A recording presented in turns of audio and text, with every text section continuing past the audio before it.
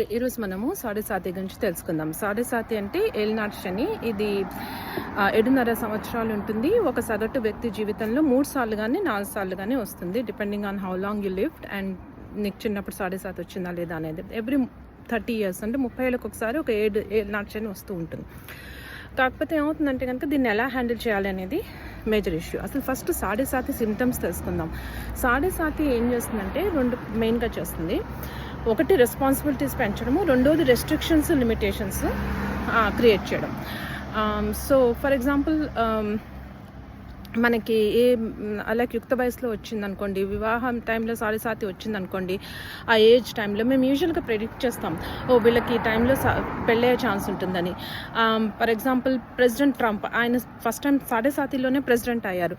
ఏమవుతుందంటే కనుక బాధ్యతలు పెరుగుతాయి, రెస్పాన్సిబిలిటీస్ పెరుగుతాయి. రెస్పాన్సిబిలిటీస్ పెరిగితే ఏమవుతుంది, పని ఎక్కువగా చేయాల్సి వస్తుంది. అలాగే లిమిటేషన్స్, రెస్ట్రిక్షన్స్ కూడా వస్తాయన్నమాట. పిల్లలు పుట్టక ముందున్నంత సుఖంగా ఎప్పుడు పడితే అప్పుడు వెళ్ళిపోయినట్టు పిల్లలు పుట్టగానే వెళ్ళలేం కదా, చిన్న పసిపిల్లల్ని వదిలేసి లిమిట్ అవుతుంది కదా, అలా అనమాట. అలా రెస్పాన్సిబిలిటీస్ పెరుగుతూ లిమిటేషన్స్ క్రియేట్ చేస్తూ ఉంటుంది. వృద్ధాప్యంలో వచ్చినప్పుడు కూడా చాలా లిమిటేషన్స్ క్రియేట్ చేస్తుంది.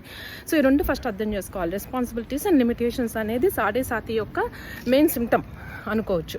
శని ఆ విధంగా మన కర్మని తీసేస్తాడనమాట, మన కార్మిక్ లెసన్స్ ఆ విధంగా నేర్పిస్తాడు.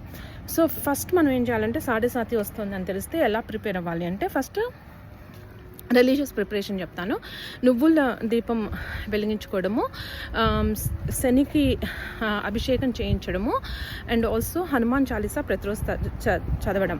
ఓకే, శని త్రయోదశి కానీ లేకపోతే ఒక శనివారం కానీ వెళ్ళి శనికి అభిషేకం చేయించడం, ప్రతిరోజు హనుమాన్ చాలీసా చదవడం. ఇది సాడే సాతి స్టార్ట్ అవ్వకముందే మొదలెట్టడం బెటరు, వస్తుంది అనగా, లేదా ఈవెన్ సాడే సాతిలో ఉన్నా కూడా రెమెడీస్ కింద చేయడం better.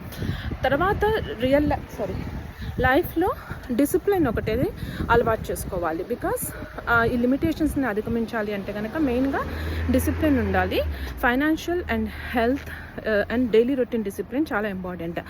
So before sade sati comes or while in sade sati, ముందర బ్యాంక్ స్టేట్మెంట్స్ అన్నీ ఆర్డర్లో ఉన్నాయా లేదా, మీకు ఏ బ్యాంక్ అకౌంట్లో ఎంత ఉందా లేదా, మీ ట్యాక్సెస్ అన్నీ కట్టారా లేదా, ఇవన్నీ చూసుకోండి. అలాగే మీ హెల్త్ని ఏమాత్రం నెగ్లెక్ట్ చేయదు.